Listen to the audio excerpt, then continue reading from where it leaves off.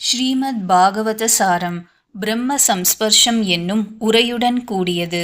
உரையாசிரியர் அண்ணா. பதிப்பகம் ஸ்ரீ ராமகிருஷ்ண மடம். ஸ்கந்தம் 12. உபசம்ஹாரம். கலி தர்ம நிரூபணம். ஸ்ரீ சுகர் கூறியது, கலிதோஷத்தால் உடல் படைத்தோருக்கு உடலில் பிராண சக்தி குறைந்து போகும்போதும் வர்ணாசிரமங்களுடைய மனிதர்களின் தர்மமும் வேத மார்க்கமும் நசிக்கும் பொழுதும் தர்மம் பாஷண்ட மயமாகவும் அரசர்கள் திருடர்களைப் போலவும் ஆகும்போதும் மனிதர்கள் திருட்டு பொய் வீணான இம்சை கலந்த பல தொழில்கள் முதலியவற்றை கைக்கொள்ளும் போதும் வர்ணங்களெல்லாம் கலப்படமான பின்பும் பசுக்கள் ஆடுகளைப் போலவும் ஆசிரமங்களெல்லாம் கிரகஸ்தாசிரமத்தைப் போலவும் பந்துக்கள் என்பவர்கள் மைத்துனன்மார்களேயாகவும் ஆகும்பொழுது செடி கொடிகள் அணுவை போல் சிறுத்தும் மரங்கள் வன்னி மரங்களைப் போலும் மேகங்கள் மின்னல் மிகுந்தனவாயும் வீடுகள் தர்மானுஷ்டானம் இல்லாமல் சூன்யமாகவும் ஆகும்போதும் ஜனங்கள் கழுதைகளின் தர்மங்களை உடையவர்களாக ஆகும்போதும் இப்படியாக கலி முற்றியபோது தர்மத்தை காப்பதற்காக பகவான் சத்வ குணத்தால் மீண்டும் அவதரிக்கப் போகிறார். சராச்சர குருவும் சர்வஸ்வரூபியும் ஈஸ்வரருமாகிய விஷ்ணுவின் அவதாரம் தர்மத்தை ரட்சிப்பதற்கும் சாதுக்களுக்கு பிறவியிலிருந்தும் கர்மத் தலைகளினின்றும் மோட்சம் அளிப்பதற்கும் ஏற்படுகிறது. சம்பல கிராமத்தில் முக்கியமானவரும் மகாத்மாவும் ஆகிய விஷ்ணு யசஸ் என்ற பிராமணருடைய வீட்டில் கல்கி என்ற பெயருடன் பகவான் அவதரிக்கப் போகிறார்.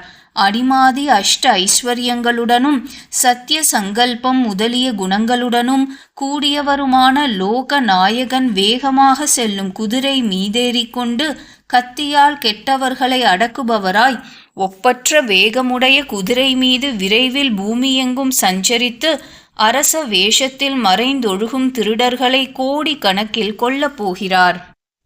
துஷ்டர்கள் அனைவரும் அழிந்த பின்பு பகவான் வாசுதேவருடைய புண்ணியமான சந்தன வாசனை கலந்த காற்றினால் தொடப்பெற்ற நாடு நகரத்துள்ள அந்த மக்களுக்கு மனம் தெளிவடைய போகின்றது. சத்வமூர்த்தியான பகவான் வாசுதேவர் ஹிருதயத்தினுள்ளே உறைவதால் அவர்களுடைய மக்கட்பேரும் வெளியில் ஸ்தூலமாக நல்ல வகையில் ஏற்பட போகிறது. தர்மத்திற்கு பதியாகிய பகவான் கல்கியாக அவதரிக்கும் பொழுது கிருதயுகம் உண்டாக போகிறது. மக்களின் பிறப்பும் சாத்விகமாக இருக்கும்.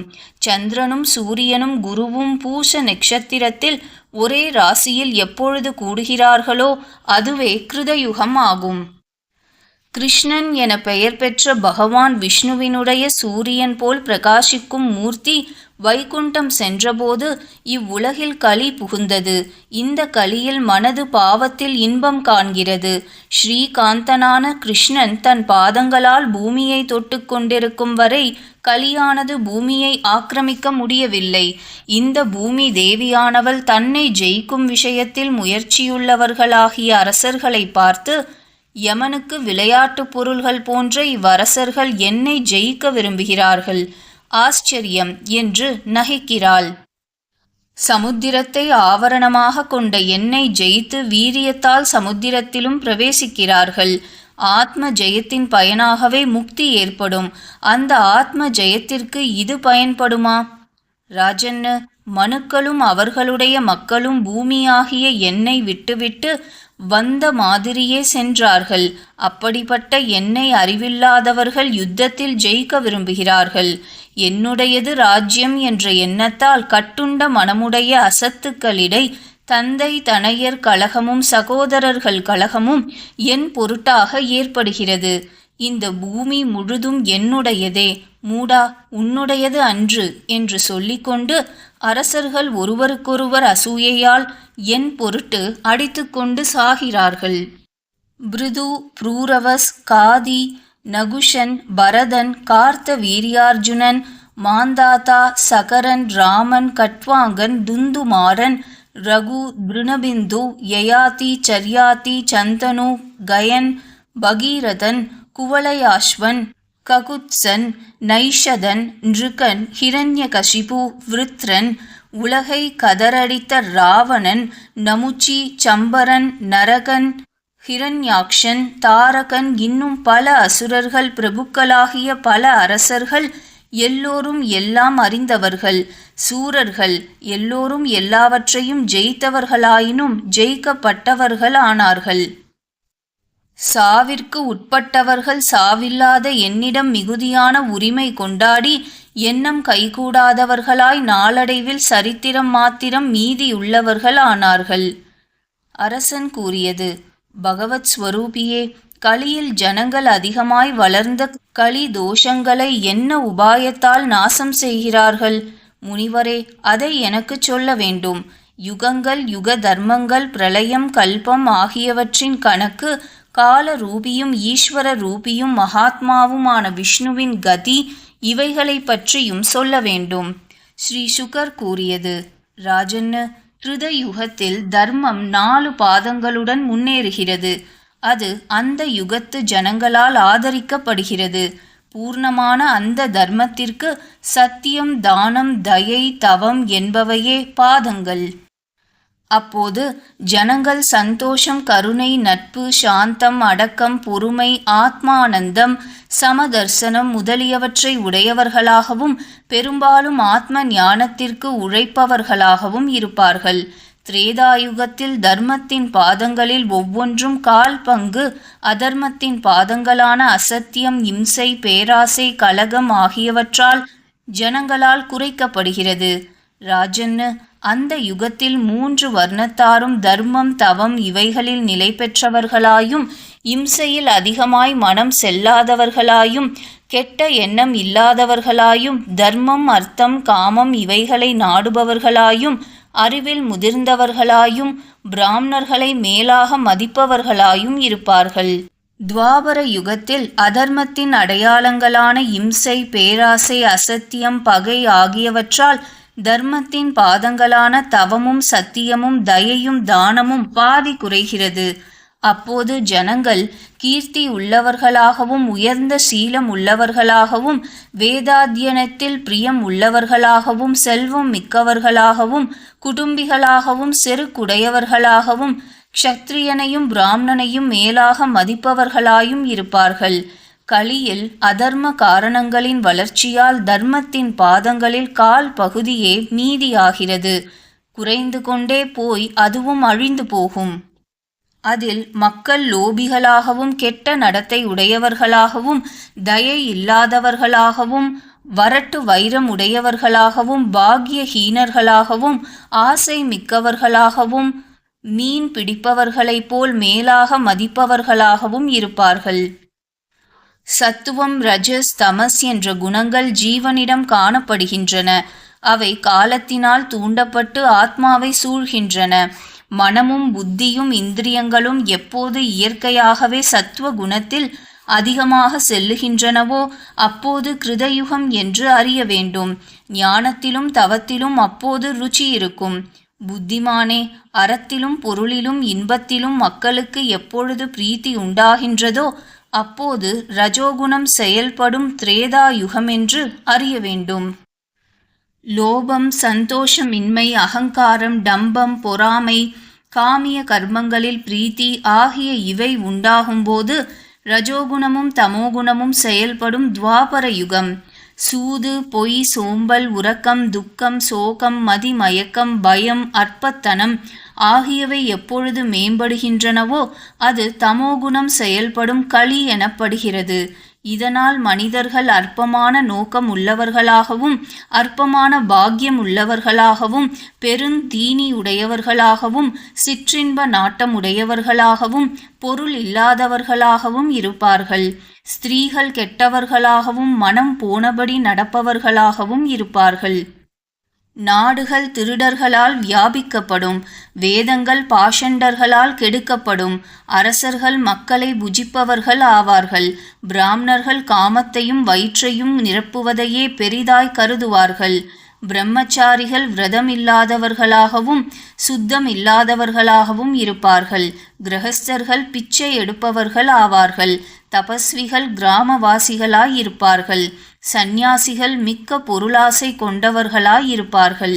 ஸ்திரீகள் குட்டையான சரீரம் உடையவர்களாயும் அதிகமாக சாப்பிடுபவர்களாகவும் ஏராளமாய் குழந்தைகளை பெறுபவர்களாயும் கடும் சொல் உடையவர்களாயும் திருட்டும் வஞ்சனையும் பிடிவாதமும் உடையவர்களாயும் இருப்பார்கள். வியாபாரிகள் அற்ப புத்தி உடையவர்களாயும் சூதும் வஞ்சனையும் உடையவர்களாயும் வியாபாரம் செய்வார்கள். எல்லோருமே ஆபத்தில்லாத போதும் இழிவான தொழில்களை நல்லதாய் கருதுவார்கள். வேலைக்காரர்கள் பொருளில்லாத எஜமானனை அவன் எல்லா வகையிலும் சிறந்தவனாயினும் விட்டு விடுவார்கள். எஜமானர்கள் பரம்பரையாக வந்த வேலைக்காரனை அவனுக்கு ஆபத்து வந்தபோது விட்டு விடுவார்கள். கறவை நின்று போன பசுக்களையும் விட்டு விடுவார்கள். கலியில் மனிதர்கள் ஸ்திரீ லோபர்களாய் சிற்றின்பத்தின் பொருட்டு அன்பு செய்பவர்களாய் பெற்றோர் சகோதர சகோதரிகள் உறவினர் ஆகியோரை விட்டு மைத்துனிகளிடமும் மைத்துனர்களிடமும் கலந்து யோசிப்பவர்களாய் அற்பர்களாய் இருப்பார்கள். மற்றவர்கள் தவவேஷத்தால் பிழைப்பவர்களாய் தானம் வாங்குவார்கள். தர்மம் தெரியாதவர்கள் உயர்ந்த ஆசனத்தில் அமர்ந்து தர்மோபதேசம் செய்வார்கள். ராஜன்னு, அன்னமில்லாத பூதலத்தில் மக்கள் பஞ்சத்திற்கு அஞ்சி வாடுபவர்களாய் மழையின்மையால் பயந்து தவிப்பவர்களாய் எப்பொழுதும் மனம் நொந்தவர்களாய் இருப்பார்கள்.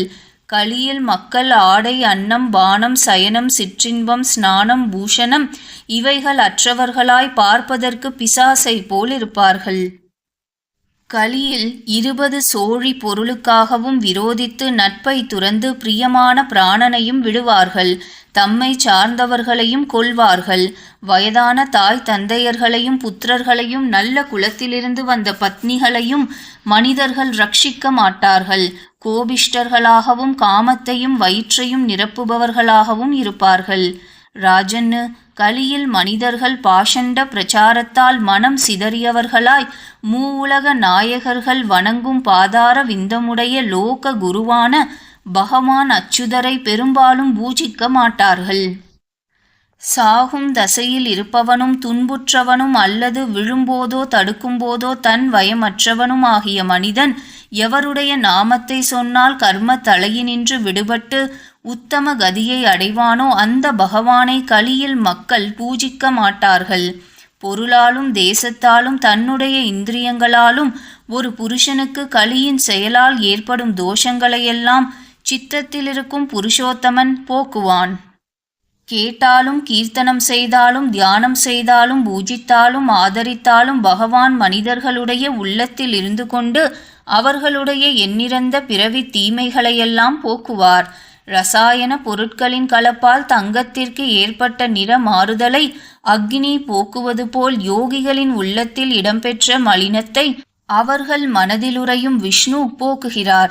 அனந்தராகிய பகவான் ஹிருதயத்தில் இருக்கும் பொழுது மனம் சுத்தியடைவது போல் வித்யை தவம் பிராணாயாமம் உயிர்களிடம் அன்பு புண்ணிய தீர்த்தங்களில் ஸ்நானம் செய்தல் விரதம் தானம் ஜபம் ஆகியவற்றால் முழுதும் சுத்தியடையாது.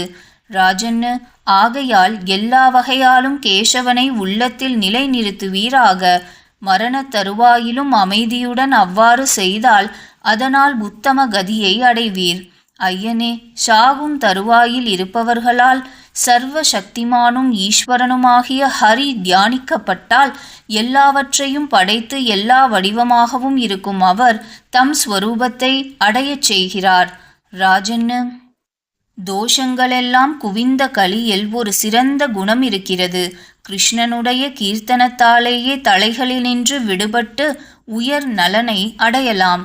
கிருதயுகத்தில் விஷ்ணுவை தியானிப்பவனுக்கும் திரேதாயுகத்தில் யாகங்களால் பூஜிப்பவனுக்கும் துவாபர யுகத்தில் பரிவுடன் சேவை செய்பவனுக்கும் எந்த நன்மை உண்டாகுமோ அது கலியில் ஹரி கீர்த்தனத்தாலேயே உண்டாகும்.